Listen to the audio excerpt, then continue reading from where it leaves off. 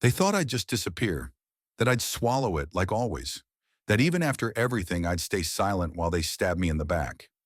They were wrong. This time I fought back, and it all started with the house. My house, the one my grandfather left to me. But in the Instagram photo, it's my brother holding the keys. Caption, "Congrats, King." When my brother landed his big promotion, my parents went all in.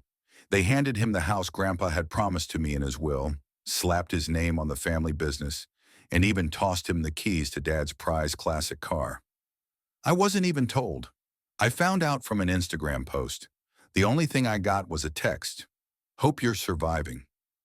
A week before the party, they finally picked up the phone, not to invite me, but to ask for $900, saying I should at least contribute something for once.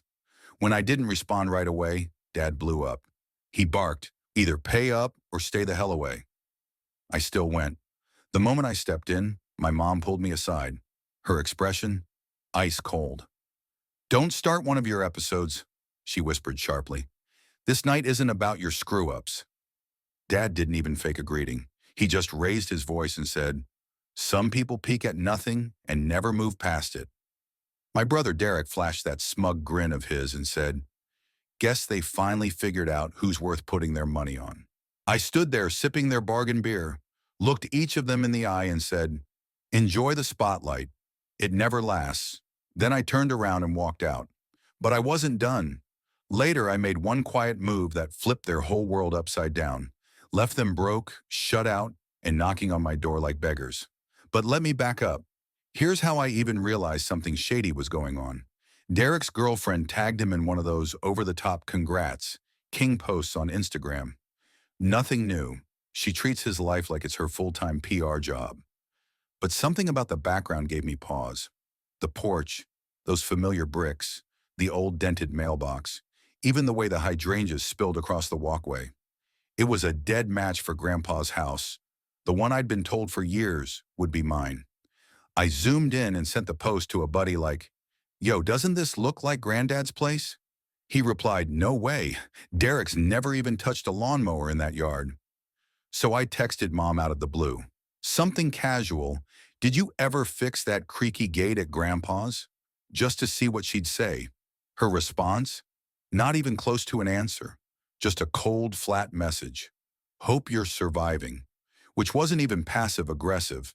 It was just straight-up strange. Then about 3 days later, my family group chat, usually dead silent, suddenly blew up. Not with a "Hey Logan," not even a random meme. It was Dad dropping this long, self-important message. "Big night for our family. Proud to watch Derek take his next step.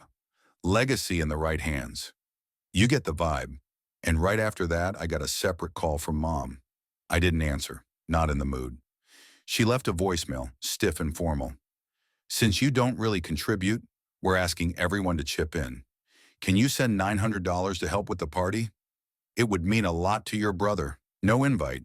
No, we'd love to see you.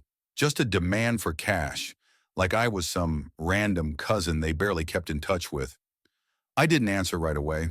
I just stared at my phone, trying to wrap my head around the fact that no one, not one person, thought to tell me about any of this. Not even Derek, and I know he's got my number. He literally texted me last month asking to borrow my old bike rack. Never gave it back, of course. So I go radio silent, which apparently triggered Dad because at 11 p.m., he calls me up, already fuming. "No greeting. Just either pay up or stay the hell away. Stop making this harder than it has to be. Your brother's worked for this. You could at least contribute for once." I had nothing to say to that, so I just hung up. For context, this is the usual routine. Derek's always been the golden child. Loud, slick, always on the move, always selling something. Even when we were kids, he could charm his way out of trouble, talk circles around teachers, skip assignments. But he's got potential, they'd say. Me? I was the moody one. Too blunt, too quiet, too serious.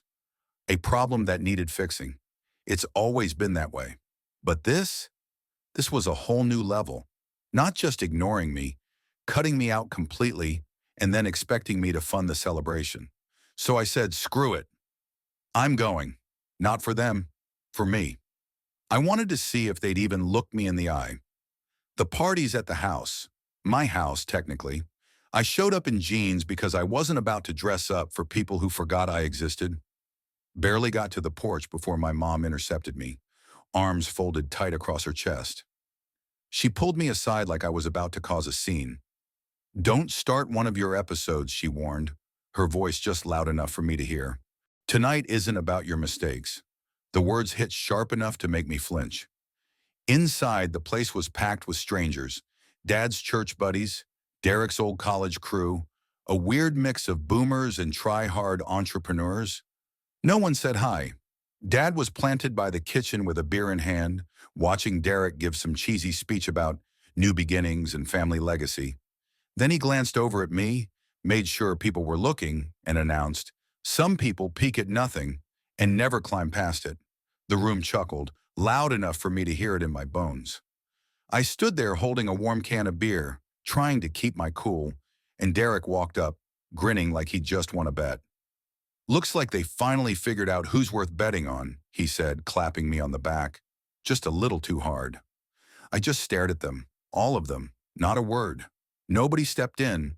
No one spoke up. It was like I wasn't even in the room. So I said calmly, "Enjoy the spotlight. It never lasts, not loud, just clear enough."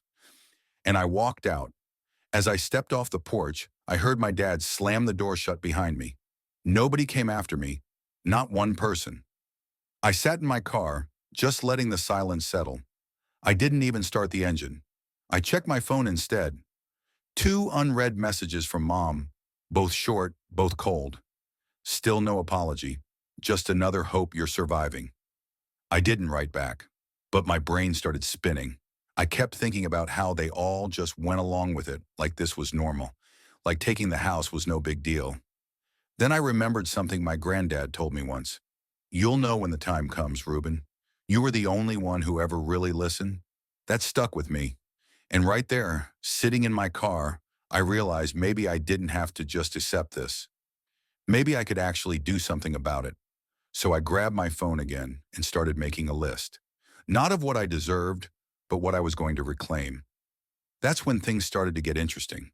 And if anyone's still following along, yeah, there's more. A lot more. It gets way messier before it gets better. Not gonna lie, I kinda hope Derek sees this. He'll know exactly what's headed his way.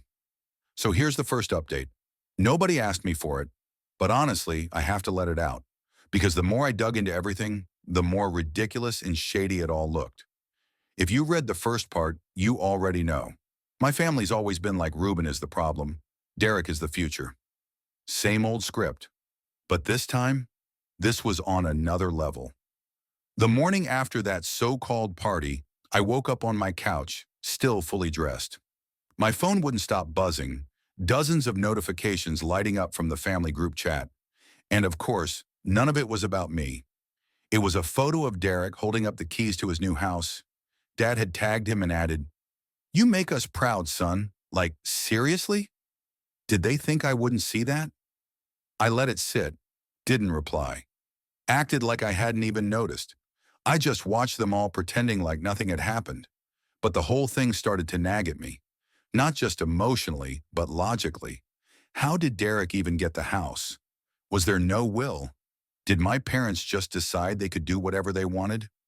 It bugged me enough that I ended up digging through my old files. There's this dusty box under my bed I hadn't touched in years. And yeah, inside was the copy of Grandpa's will he gave me a year before he passed. And there it was. Just a basic scan, neat and official, signed at the bottom. And right there in black and white, the house at that exact address was left to me. No mention of Derek. No vague shared language. No as we see fit. Just my name. Plain and clear. I snapped a picture and sent it to my friend Miles. She's the only one in my life who's really seen what my family's like up close. Her response? "You need to check the title, not just the will." So I did what anyone in my shoes would. I hit Google like a man possessed. No way I was asking my parents. 1, they'd lie. 2, they'd say I was overreacting. 3, I wasn't about to sit through another speech about how I never help out. So I found the county assessor's website, punched in the address, and nearly laughed out loud at what I found. The house was still under my grandfather's name. Not Derek's, not my parents'. Just floating there, untouched, still stuck in probate limbo, like they'd forgotten to even finish the process. That's when it all started to click. Grandpa passed. The will clearly left the house to me, but my parents told everyone it was for the family, except they never actually did anything legal to back that up. Years go by. Then they throw this party for Derek, act like he owns the place. But the paperwork? Still a total disaster. I messaged Miles again, asked, "Is this normal?" She replied, "Not even close." She told me to go check for transfer deeds or any official filings.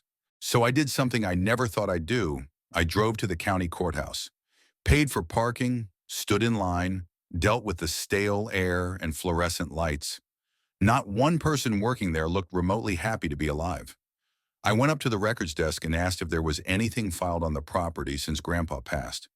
The woman behind the glass looked at me like I was wasting her time, but she still printed a stack of documents and handed them over.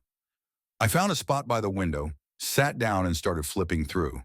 And yeah, it was all there. They'd skipped half the required steps. Nothing with my signature. I even found an affidavit from my dad, swearing that all heirs had agreed to close the estate. Total BS. I was never even asked. I didn't live in the same city back then. And get this, they sold the house to Derek for maybe a tenth of its actual value. But even that was never fully processed. The title never officially left probate. It was like watching a low-budget family drama where everyone thinks they're smarter than the law. And the cherry on top, that classic car Derek had been flaunting at the party, still legally part of the estate. He technically had no right to even drive it. I had to laugh at that one. So I sat back in my car again, documents in hand, just breathing. Not mad, not even hurt. Just focused, plotting. I texted my mom, mostly just to see how she'd respond.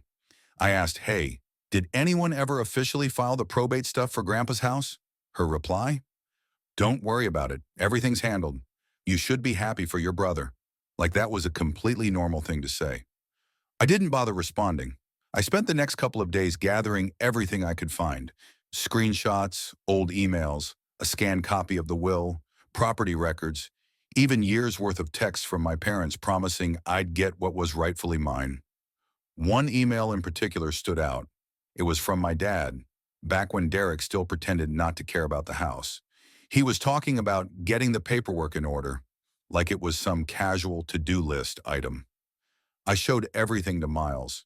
She's not a lawyer or anything, but she's got the kind of clarity most people lack.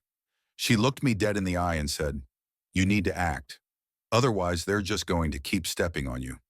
That was all I needed. So I started making calls. I didn't bother with fancy law firms. I just Googled until I found someone local who actually picked up the phone. Enter Jasper. Older guy, no-nonsense type, kind of gruff but sharp as hell. I sent him everything I had. 2 days later, he called me back and said, "Yeah, you've got a real case here. A big one." Said he'd seen this play out before. Families thinking they can cut someone out and clean it up after the fact.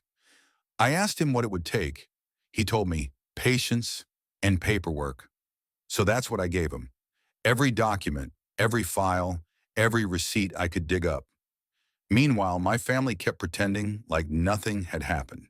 Derek posted some stories showing off his new office, standing next to the classic car, talking about family legacy like he was starring in a bad commercial. Mom sent a group text. "So proud to see our boys thriving together." Like I wasn't even part of the family. Nobody brought up the fact that I hadn't sent a cent for the party. No one acknowledged I'd gone completely silent. I think they just assumed I'd disappear. But I was done fading into the background. I spent a whole weekend printing out every document I had, organizing them into a binder with color-coded tabs, just to be petty. I even labeled the sections. Then I started digging into the business filings because I kept hearing how Derek was expanding and investing in the future. Sure enough, I found a loan application tied to the house address. He was using my inheritance as collateral for his dreams. That's when it really hit me. This wasn't just about resentment or childhood grudges. They needed the house. It was propping up everything else. I called Jasper and laid it all out. He just said, "Good work. Let's get started." Then asked if I wanted to go in quietly or make it hurt. I told him, make it hurt. The next week, I didn't say a single word to my family. Derek kept posting like nothing was wrong. My parents kept bragging like I didn't exist. But behind the scenes, I was moving pieces. Jasper filed to reopen the probate case, submitted a notice of disputed assets, and kicked off the legal storm. I didn't warn anyone. I just waited. The weirdest part? The silence. My mom, who usually texts me about the dumbest stuff, went completely quiet. Dad stopped sending his passive-aggressive reminders about Sunday dinners. Derek didn't even try to rub anything in. Maybe they thought I was sulking, or maybe they figured they'd finally crushed me. But what they didn't realize was, I'd just gotten started. But what they didn't realize was, I'd just gotten started. The last thing I did before shutting my phone off that night was snap a picture of the binder and send it to Miles. Just the cover. Her reply, hit them where it hurts. And believe me, I plan to. It's about to get very real. It's wild how fast people's energy shifts when you stop playing dead. Not gonna lie, I expected silence. Maybe a guilt trip message or a weak apology. What I got instead? A full 180. But only after I made my move. It started small. Derek's posts suddenly dropped the whole family legacy act. No more pics of the house or the car, just random bar selfies with his buddies. Almost like he was trying to fly under the radar. Honestly, I figured they were just tangled up in their own mess. Then the weird calls began. Blocked numbers, no voicemails, late night rings. Even my dad started calling out of nowhere, which he never does unless something's gone sideways or he wants to dump something on me. I let them all go to voicemail, didn't respond to a single one. I figured by then they'd finally opened their mail and saw what Jasper had sent. I made sure everything went certified, signature required. Petty? Maybe, but after what they pulled, don't even try to tell me I'm wrong. It didn't take long for the fallout to start. Miles texted me one morning. "Hey, did you see the county notice about your granddad's house?" Apparently, one of the neighbors had seen it and was spooked. Said there was now a formal legal dispute attached to the property. Big red flag for anyone trying to buy or lease it. I hopped on the county website and sure enough, it was there. List pendants. Property locked up. Can't be sold. Can't be used for loans. I hadn't even lifted a finger that week, and Jasper handled it all. Still, I won't lie. It felt damn good to see it. Then came the knock at my door. It wasn't my family. It was one of their business buddies trying way too hard to act casual. He asked if I could clear up some confusion about the house. I just smiled, said, "Everything's in the paperwork," and closed the door. He actually tried to stick his foot in the frame. Not joking, so I leaned in and slammed it harder. He backed off real fast. Meanwhile, Derek started blowing up my phone like we were best friends. "Let's talk, man. No need for this drama. We can work it out." I didn't answer. Then came the group message from Mom. Soft, pleading tone. "Can we please come together as a family and handle this privately?" I left it on read. I was done with keeping things quiet, done with smoothing things over behind closed doors. They wanted polite? They should have thought of that before trying to erase me from my own inheritance. What hit them the hardest wasn't even the legal stuff. It was how public it all became. But that's what happens when you build your empire on something that was never yours to begin with. Within a month, Derek's so-called business, and I use that term generously, started to stumble. A buddy of a friend who works in lending told me the house being locked up triggered a freeze on his credit line. So all those grand expansion plans? Dead on arrival. I wasn't even in the family chats, but word still got around. Vendors pulling out, investors backing away, people wondering if they were ever going to get paid. Then my dad went full scorched earth, showed up at my place uninvited, hammering on the door, yelling through the screen like I was some runaway teenager. Said I was tearing the family apart. All the usual dramatic nonsense. I stood in the doorway with my arms crossed and said nothing. He got so worked up he tried to shove past me. I held out a hand to stop him. He slapped at it, but I didn't flinch. That's when the insults started. He called me ungrateful, said I'd be nothing without the family, then stormed back to his car and slammed the door hard enough to make the window rattle. Pretty sure half the street saw it. After that, desperation set in. Mom started sending these long-winded texts laced with guilt, talking about how hard things were, how Derek needed support, how I could fix everything if I'd just be reasonable. It was almost impressive how fast she could flip from cold silence to begging for unity. I replied once, "You made your choice, now live with it." Meanwhile, Jasper was a machine. Every week he updated me, what was filed, what came back, where things stood.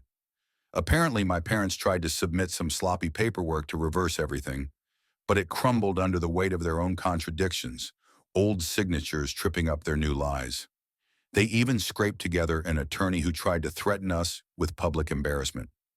Jasper just laughed and said, "Let them try." I respected him even more after that. But the best part? The rent. Derek had been living in that house, my house, for years like it was his throne. Jasper said I was entitled to something called mesne profits. Basically, back rent. Years of it. The day that letter landed in their mailbox, my phone lit up like a fire alarm. Mom called, Derek called. Dad texted me in all caps rant accusing me of destroying everything they built. I didn't reply. What would I even say? Then came the cherry on top, Derek trying to corner me at the grocery store. I had earbuds in, just grabbing dinner ingredients, when he suddenly pops up, acting all calm but clearly barely holding it together.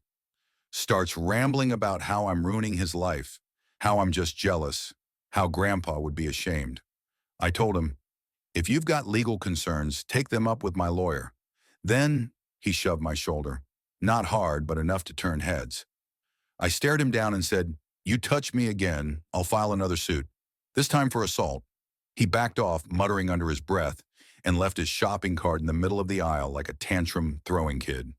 After that, radio silence. No calls, no texts, no passive-aggressive group chat guilt trips. The house, frozen. The car, untouchable. The business, bleeding out. I even found out they tried applying for another loan. The bank called me for verification. I just gave them the case number. That was that. They've called me every name in the book, but honestly, I don't care. I didn't go looking for this fight. They made me the villain, so I put on the mask. And to the people who say, "But family, but forgiveness, but closure," save it. You've clearly never been treated like a spare part your whole life, then asked to chip in for the privilege. I'm not stopping until every last cent is back where it belongs. They wanted to play dirty. Now they get to find out what happens when I stop playing nice. And trust me, they're not going to like the next move. I knew things were spiraling when the family group chat went dead for 2 straight weeks. No Sunday dinner reminders. No boomer memes from Mom. Not even a "Can you check on Grandma?" Radio silence. And after all the months of manipulation and gaslighting, it was honestly more eerie than peaceful. Maybe they finally got the message. Or maybe they were just scrambling behind the scenes, trying to hold together the mess they created. Either way, I wasn't reaching out. Not this time. Then one Saturday morning, I heard it. Someone pounding on the door like they had a warrant. No heads up, no text, just a full-on cop knock. I checked the peephole.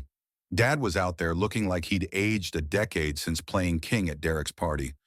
Mom was with him, sunglasses on, posture stiff like she was bracing for a funeral.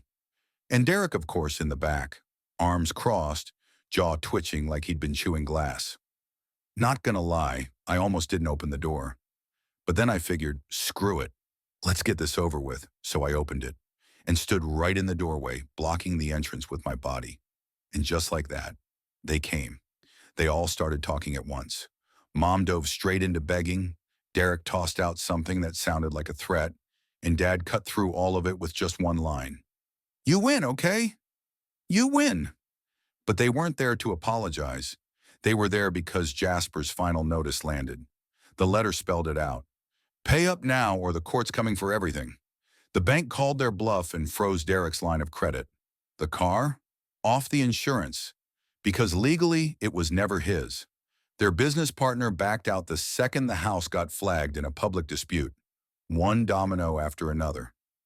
Now they were running out of moves. Mom actually tried to shove her way inside, grabbed at my arm. I pulled back instantly. She snapped, "Don't make a scene." Derek called me childish, said I should just take the money and let them all move on. And Dad? He just stood there, arms shaking, eyes locked on the floor, like he didn't even know how it got to this point.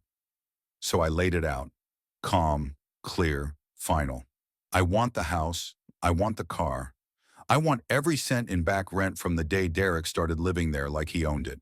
And I want it in writing with every signature today. Or we keep going through court.